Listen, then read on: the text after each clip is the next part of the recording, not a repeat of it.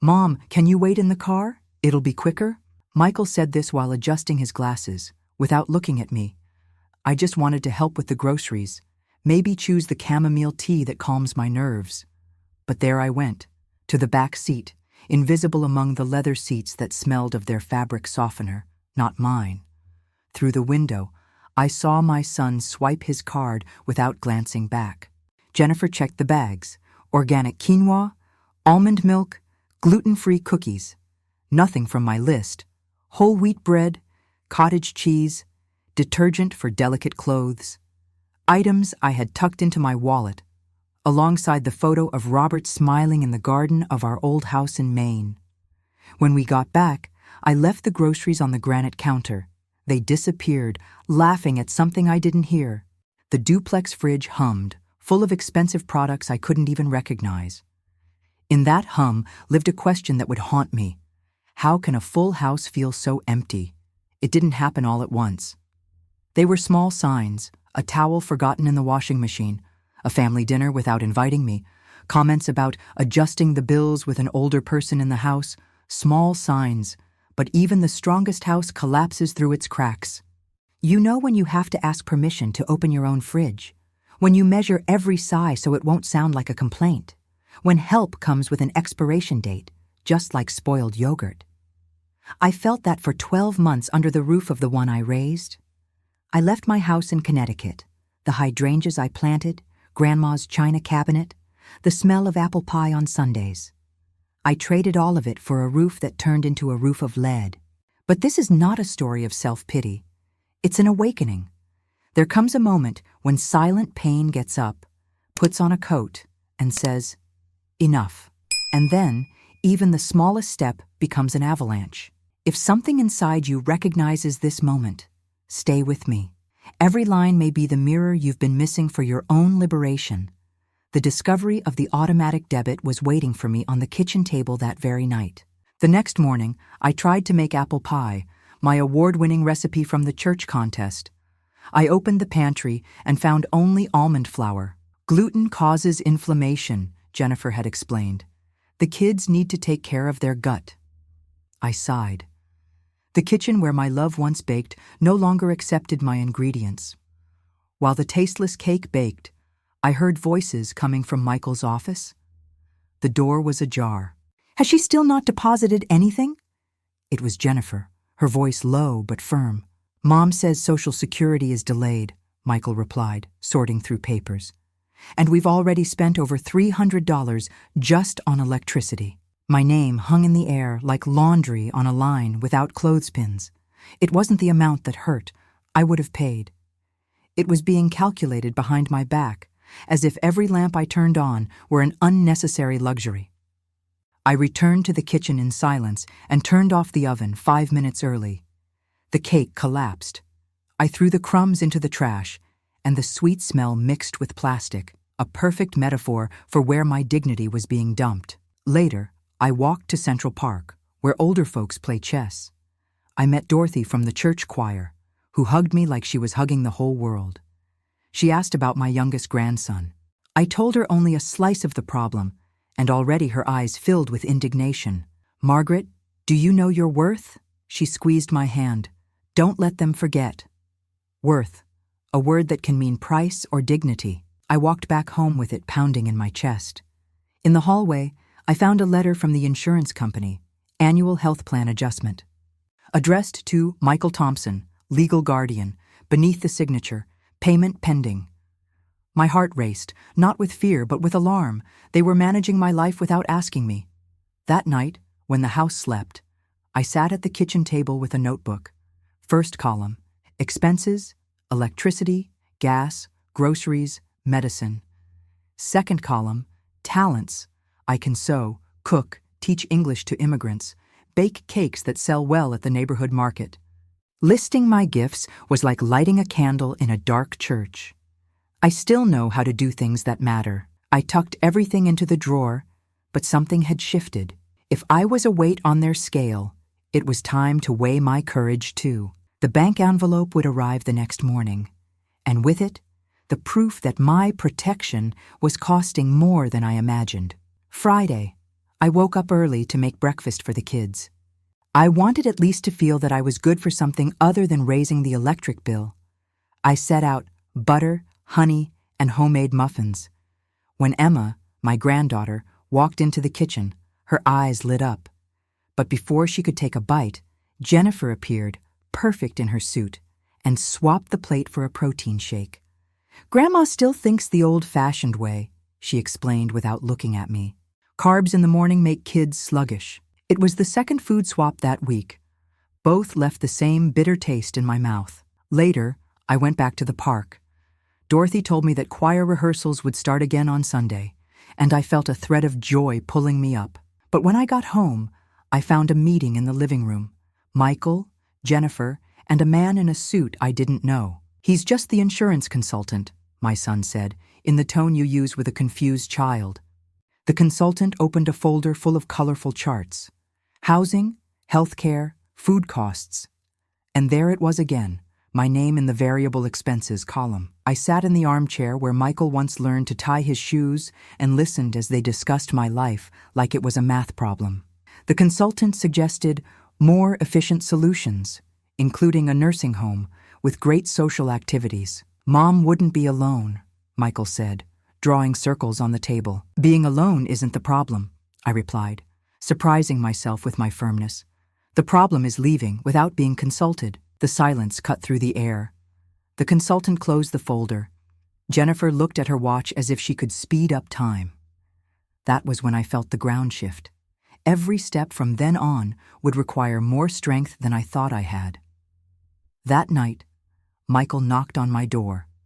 He sat on the bed, but didn't take my hands. I kept them in my lap, controlling the tremor. "Mom, you know we want the best for you." I murmured that I understood, and I did. They wanted convenience, organized bills, a life without complications. But all of that was for them, not for me. After he left, I opened the drawer and grabbed the notebook. I added a new column, possibilities. I wrote in big letters, choir, farmer's market, cooking classes. Next to it, I underlined in red, freedom has no fixed price. I closed the notebook feeling a spark, small but alive, ignite in the dark. It wasn't a fire yet, but it reminded me that fire exists. The proof that their promises of care were actually service contracts arrived with the bank statement, and the amount left me breathless. Saturday dawned, with spring sunlight melting the ice the consultant's conversation had left in the living room.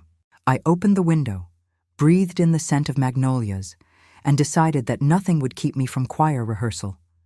Dorothy had promised to save my seat in the front row. I put on the navy blue coat, the one Robert loved because it matches your eyes, Margaret, and grabbed the sheet music we would rehearse. When I left my room, I found Jennifer programming the smart oven. "Going out?" she asked without raising her eyes. I nodded. "Maybe it's good to let Michael know, because of the car." I went to the office. My son typed like a man racing against time. I explained that I needed the car for 2 hours. He frowned. "Mom, Sunday we've got the kids' game at 5. I can drop you off and pick you up." But I felt the concession coming, the kind wrapped in kindness but carrying a high cost. I offered to take the bus. He agreed, relieved, muttering about reducing our carbon footprint. I smiled without showing teeth. That hour, which included my footprint but excluded my steps. I walked slowly down the street. It had been months since I set foot alone on the sidewalk where oak roots push up stones, like stubborn memories. At the bus stop, I waited alongside a young man with headphones and an older lady with grocery bags. I thought, we are all pilgrims heading to some invisible refuge. The choir welcomed me with open arms. We sang Amazing Grace, and in that harmony, my body remembered it could still vibrate on its own. After rehearsal, Dorothy pulled me to the cafe next to the church.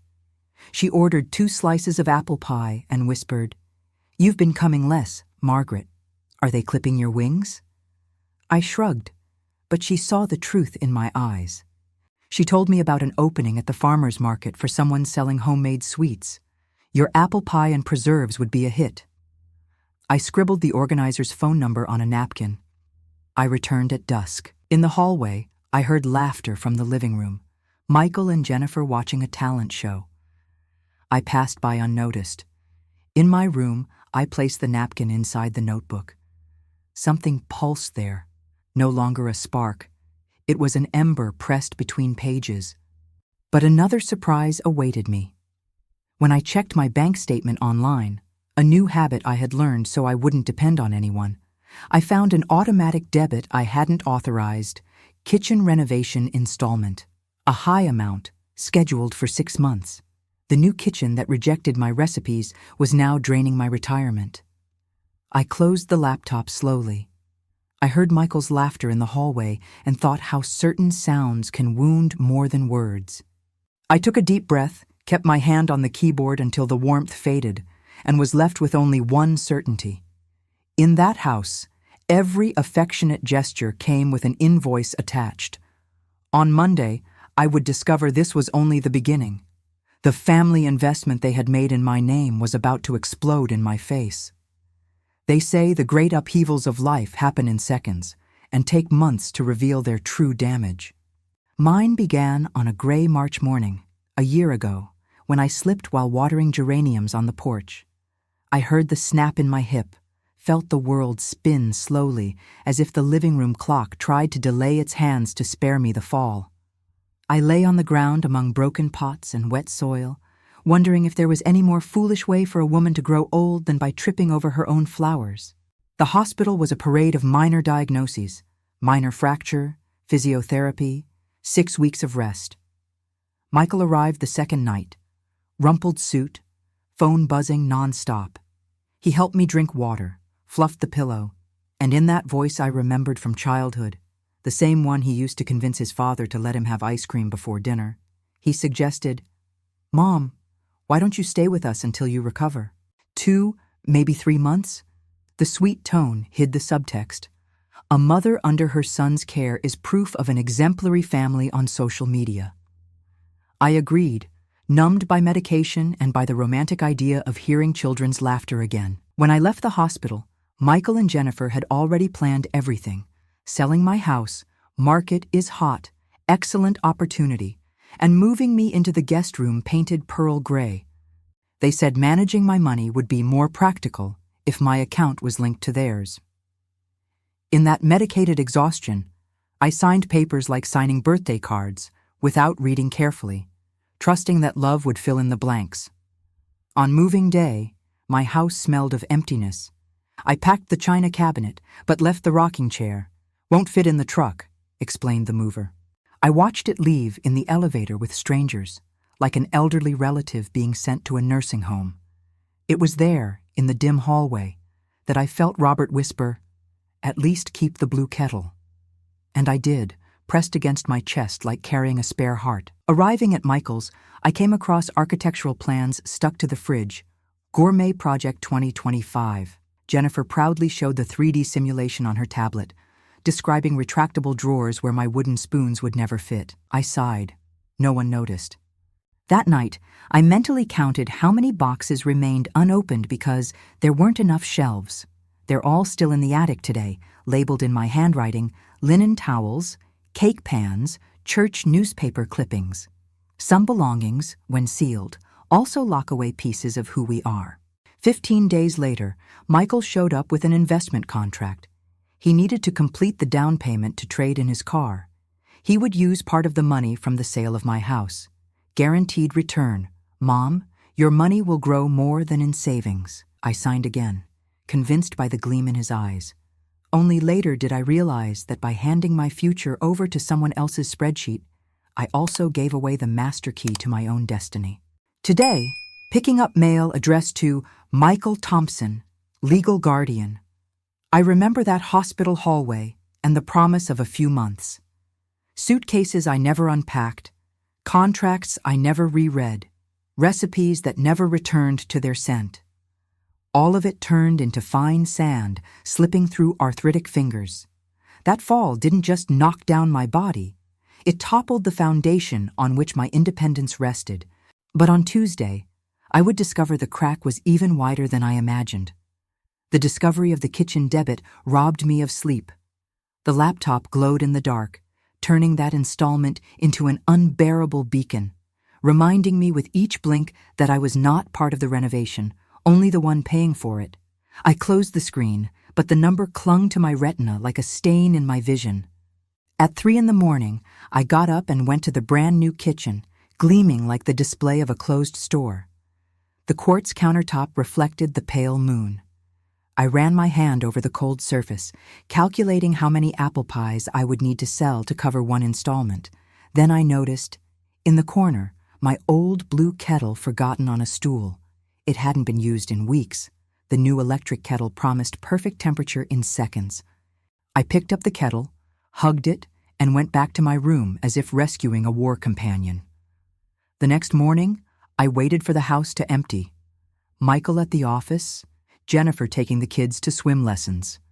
I put on my coat, slipped the kettle into a bag, and walked to the bank. There, I asked to update my information. The clerk smiled, but was puzzled by the legal guardian, different from the account holder.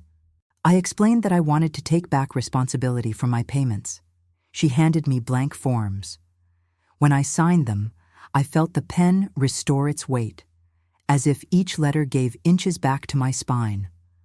I left the bank with light steps and crossed the street toward the church, where Dorothy was rehearsing a solo.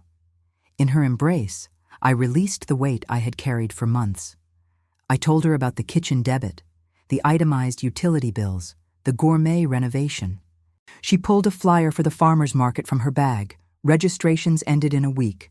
Margaret, bring your apple pie, your peach preserves. People pay for real flavor. In her eyes there was no pity, only conviction. And that, I discovered, nourishes more than compassion. I returned home around noon. I found Michael in the hallway, worried over a gas bill higher than expected. "These prices are skyrocketing," he complained, then sighed when he saw me. "Mom, remember to turn off the lights." I smiled gently. "I remember, son.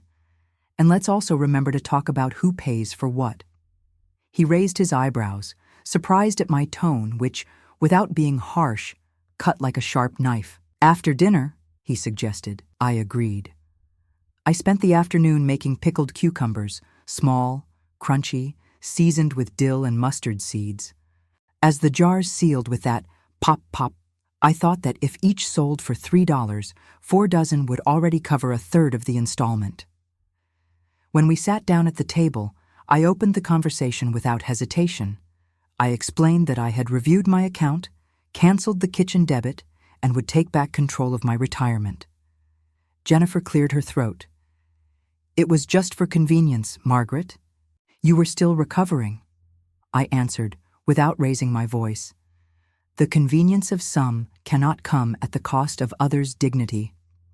Michael tightened his grip on the silverware.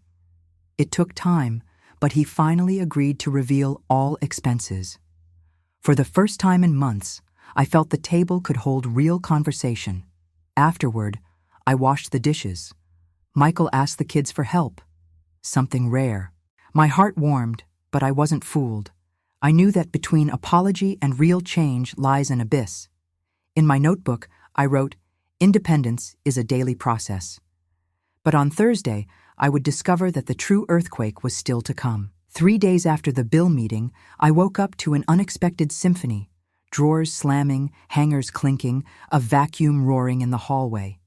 I opened the door and found Jennifer balancing a starched sheet. "My mother is coming to stay for a few days," she announced without comma or smile. "We need to free up the guest room." The guest room was what they called the place where I slept, that pearl gray one painted in a hurry during my first month. I frowned, trying to figure out where my bed would fit. Jennifer pointed to the attic. "We thought of accommodating her up there. Don't worry, it's just temporary." She was me. I felt the air vanish. The attic barely fit a twin bed, with a slanted ceiling and a skylight that showed the sky in slices. Michael appeared, embarrassed. "It's a logistics thing, Mom. Grandma Patricia has back problems. She needs to stay on the ground floor." I swallowed the paradox of seeing my own lower back pain turned into a punchline. I didn't react right away. I pulled out a chair, sat down, and watched them pack my few belongings: the blue kettle, which I saved in time, 2 embroidered pillows, my picture frame with Robert playing the guitar. Each item went into boxes labeled attic in thick marker. The smell of mold rose through the cracks, mixing with cleaner's perfume. It was as if 2 eras were colliding, and the older one was being pushed upstairs so it wouldn't stain modernity. While they worked, I went out to the balcony to call Dorothy. I arranged to deliver 40 jars of pickles at Saturday's farmer's market. On the same call, she offered her guest room, in case you need a breather. I thanked her, promised to think about it. In the afternoon, we went up to the attic. They spoke loudly, perhaps to drown out what it all meant. Halfway up the stairs, my hip complained. Michael held my arm, and for a few seconds, I recognized the boy who used to steady me as we stepped over muddy puddles. But he let go quickly, checking his watch. I still need to finish a presentation. Upstairs, the room was a museum of forgotten memories.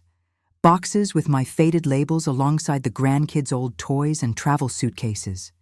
The air mattress promised orthopedic comfort, but croaked like a frog on the first try. I pushed boxes aside until I made space for a small table where I placed the blue kettle and a porcelain teacup I had rescued.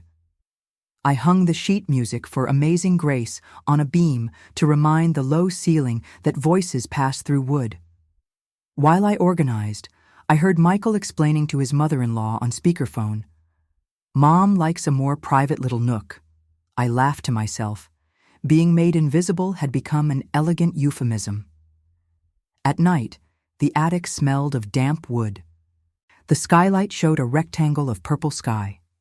I sat on the mattress, opened my notebook, and added, "Look for a room to rent by October."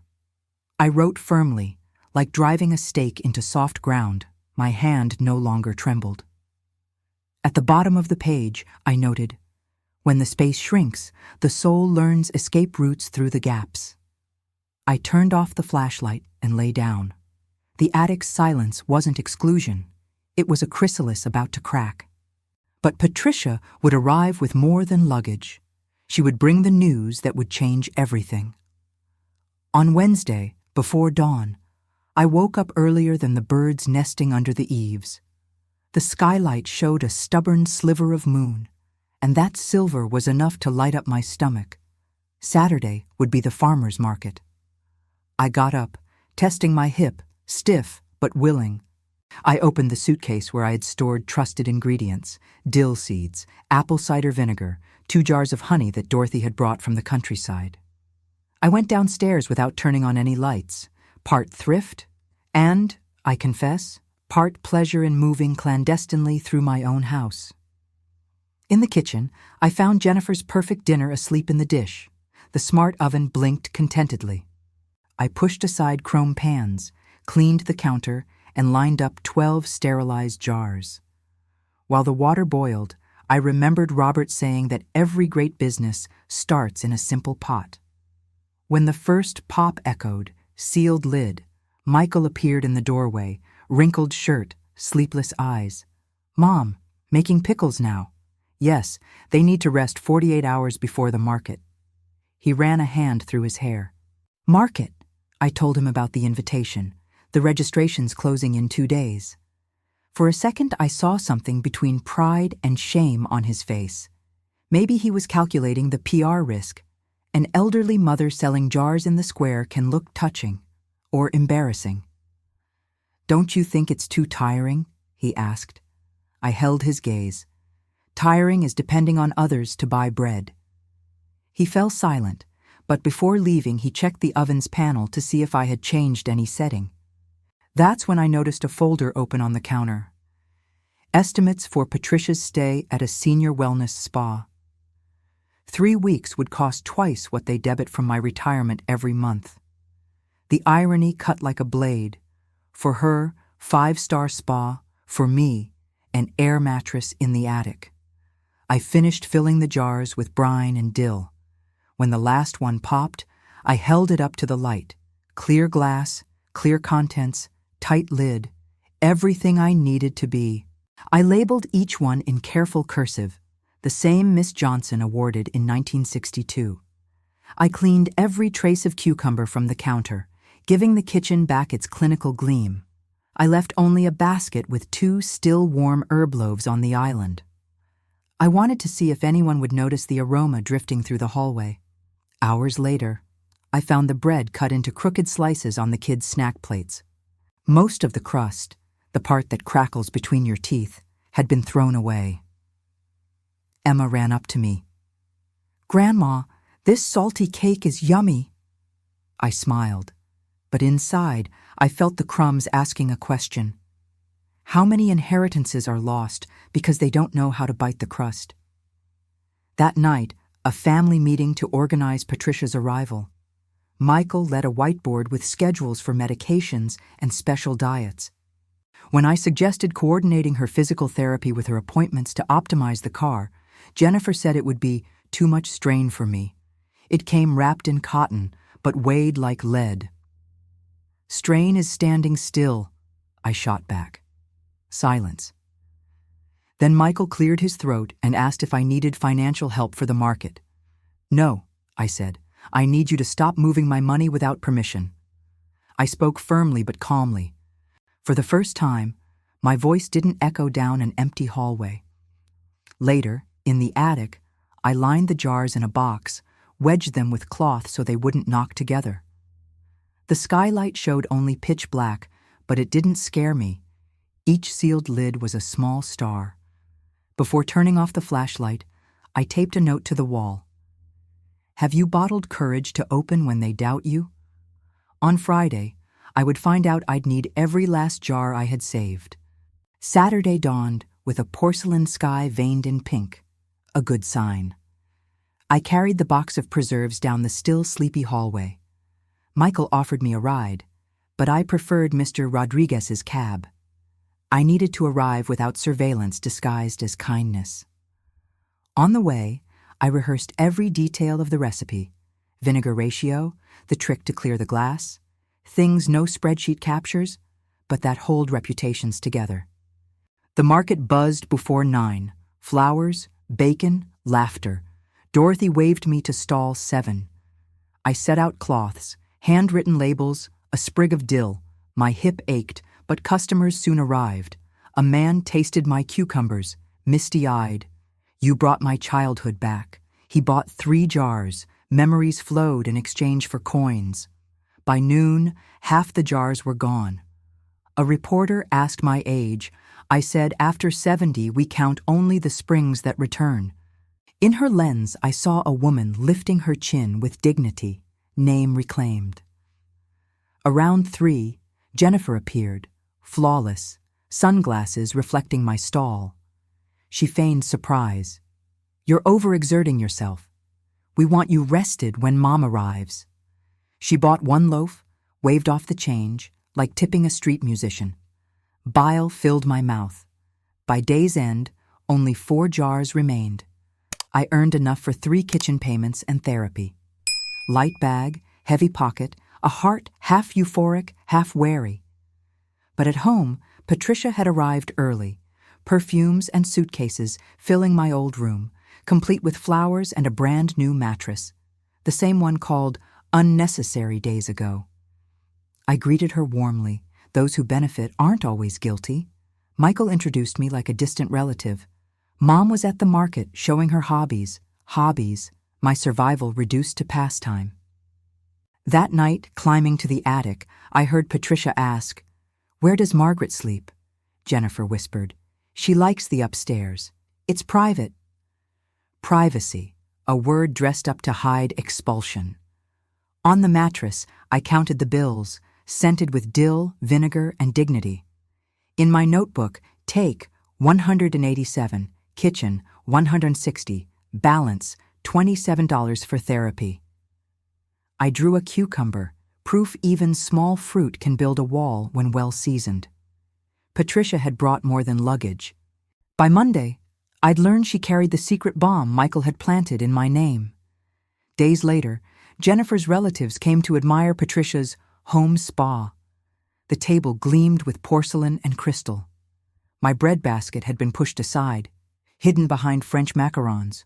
Whole wheat bread doesn't fit in salon selfies. Michael raised his glass. To family gathered. I toasted with water, not wine. Better for anti-inflammatories. Beside me, Patricia described her Napa spa, white uniforms, detox menus, pools overlooking vineyards. Jennifer listened with envy. Suddenly, Michael remarked that he had looked into something similar. For Mom too, of course.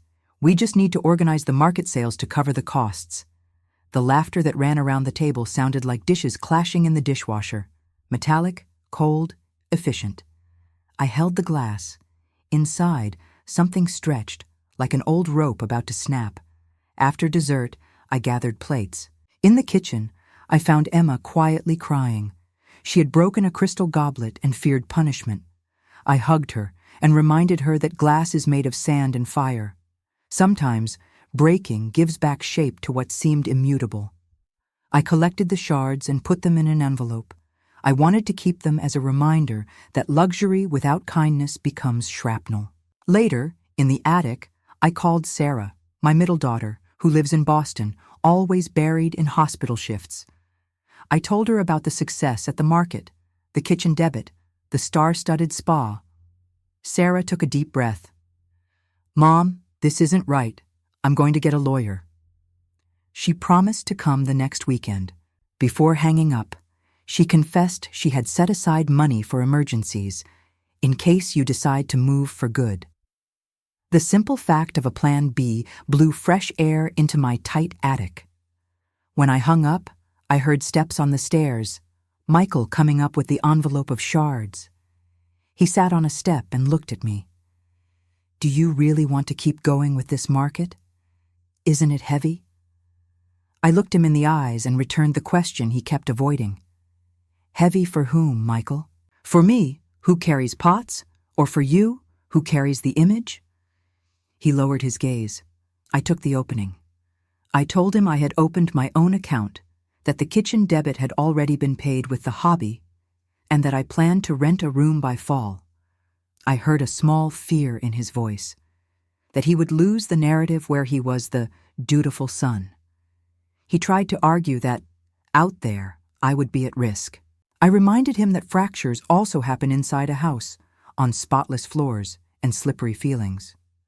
Before leaving, Michael handed me the envelope. "Thought you'd want to keep it." I thanked him. After he went down, I took out one of the larger shards. It had a smooth edge and still reflected the flashlight's beam. I set it beside the jar of pickles I had saved. Two transparent objects, one broken, the other intact, both reminding me that something needs to crack so something else can remain whole. In the notebook, I wrote, "Pieces cut, but they also carve a passage for light." But on Tuesday, Patricia would call me to talk, and the conversation would lead me straight to the eye of the storm Michael had planted, using my name as a shield. Sarah arrived Friday night, exhausted but determined to see for herself. She carried a small suitcase and a basket of fruit. In the attic, she found my air mattress, stacked boxes, and the skylight slicing the moon. "Mom, how long has this temporary been going on?" she asked, scanning the space like a doctor. I answered with silence already bleeding on its own. In the kitchen, Michael flipped through financial magazines while Jennifer blended a smoothie. Sarah set down her basket. "We need to talk." Calmly, she revealed she'd moved part of my savings into a new account, then produced proof.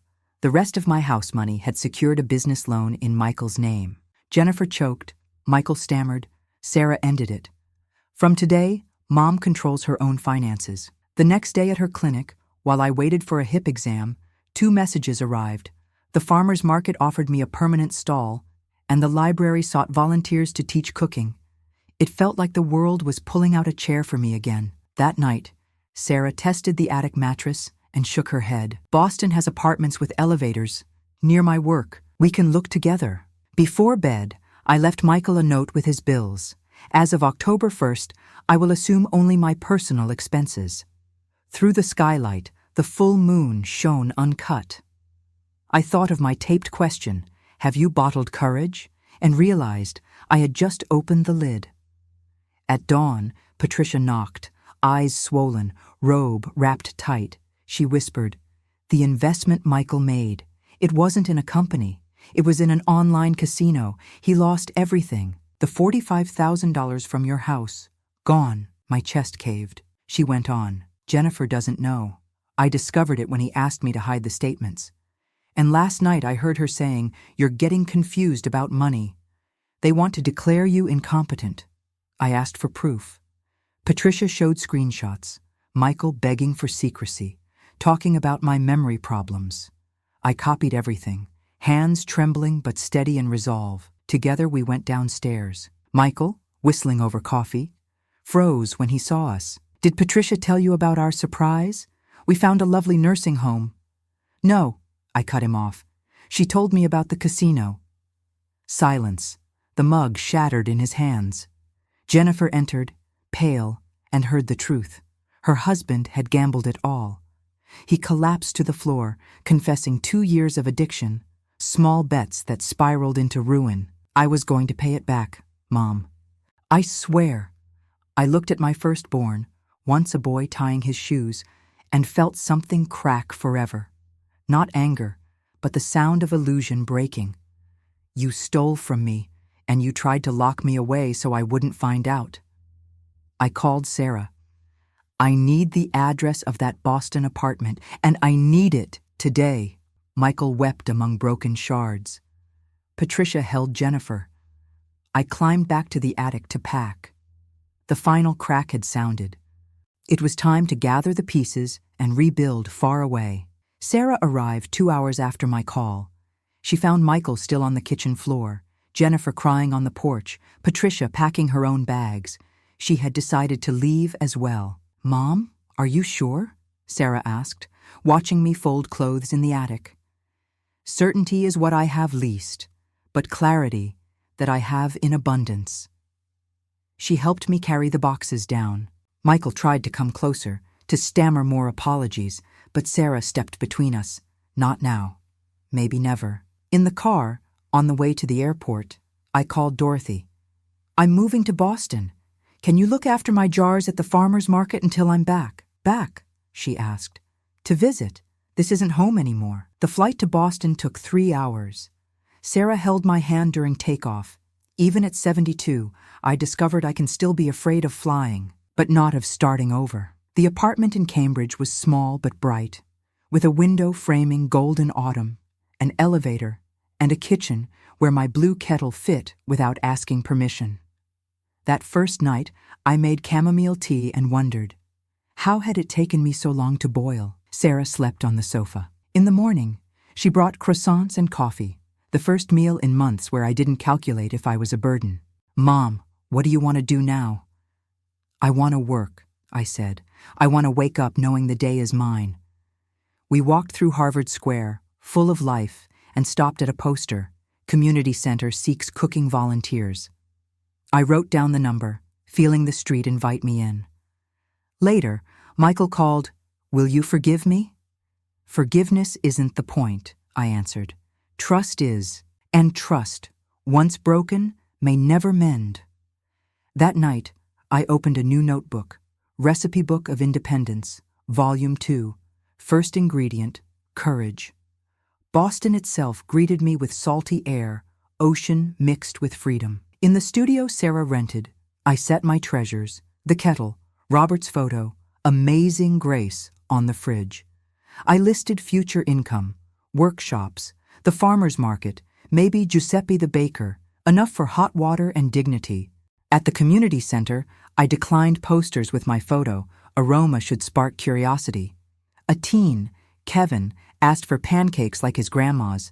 I wrote his name, first student, first link. On the way back, I bought tulips, joy as currency. That night, rain tapped the awning as I ate my last pickle. In the notebook I wrote, "When the door creaks closed, the streets outside still make music." Days later, my first workshop overflowed with laughter. I returned home lighthearted, but found a court envelope, Petition for guardianship due to mental incapacity. Michael accused me of dementia and reckless finances. Proof: attic photos, Jennifer's testimony, and a report signed by Dr. Harrison, the consultant. The words cut like glass. I flipped through my notebook. Bread sold, workshops scheduled, Giuseppe's promise, pennies against a tide of lies. My laugh turned to sobs. I called Sarah, but she was in surgery. I sent her a photo. I need you now.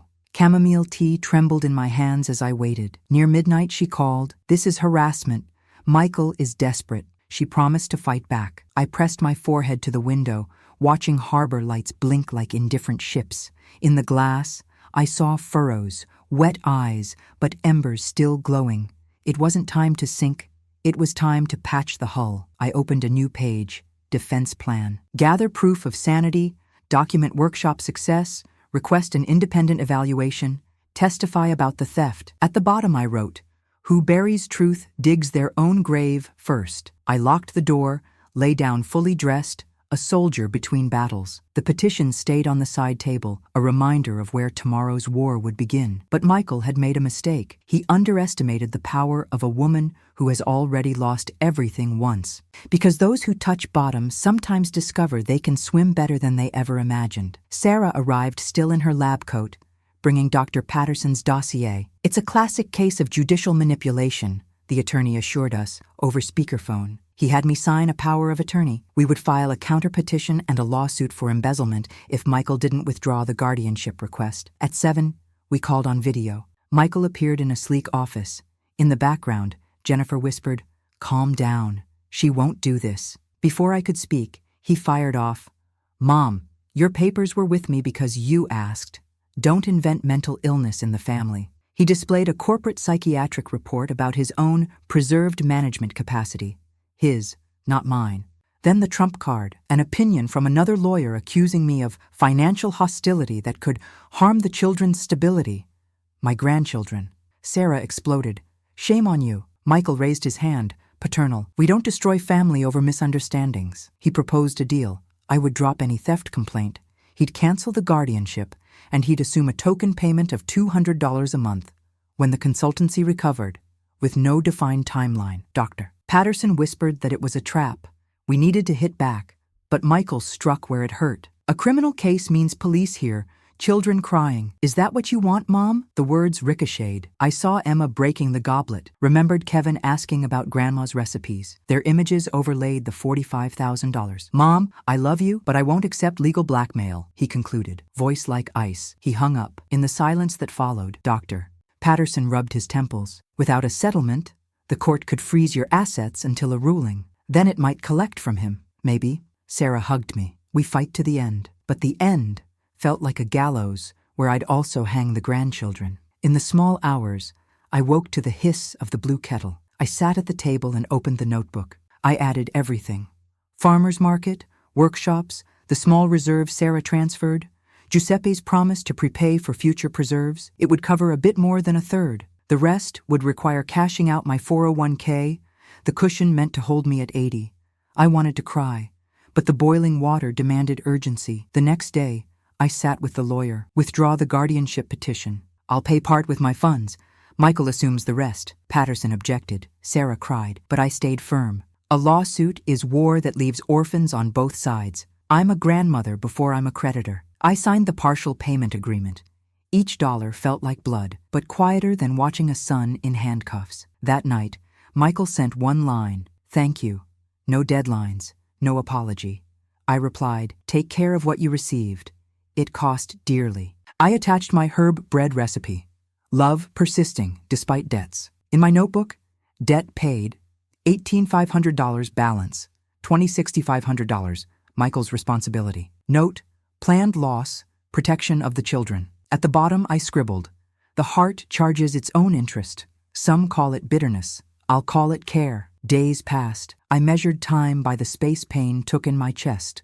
Small in the morning light, swelling by afternoon with the 401k withdrawal. Still, I kept my routine. Tuesday workshop, Wednesday market, Thursday bakery trial, buckets thrown overboard, not stopping the flood, but delaying the shipwreck. Kevin noticed I looked thinner. I told him bills can shrink the body like cucumbers left too long in brine. Later, he slipped $3 into my bag. For your first choir ticket. I kept it like an old coin holding a coat in a snowstorm. On Sunday, I returned to church. Dorothy opened her arms. Contralto has been missed. I sang Amazing Grace through trembling notes that healed as they rose. Tears came, not from sadness, but from finding a part Michael couldn't pawn. But bills don't understand balm. Rent and therapy costs pushed me back into the red. I thought of what I'd lost. The cuckoo clock, market profits tied to Michael's debt, the dream of Maine blueberries. Then of what remained, my recipes, my voice, my students, Kevin's $3, a rug that doesn't charge for steps. Jennifer sent an audio. Michael feels wronged. He thinks you were too harsh. I replayed it 3 times, finding no apology. I answered, tell the kids I'll be at the Christmas choir. If they come, there'll be seats in the front row. I sent it without a period.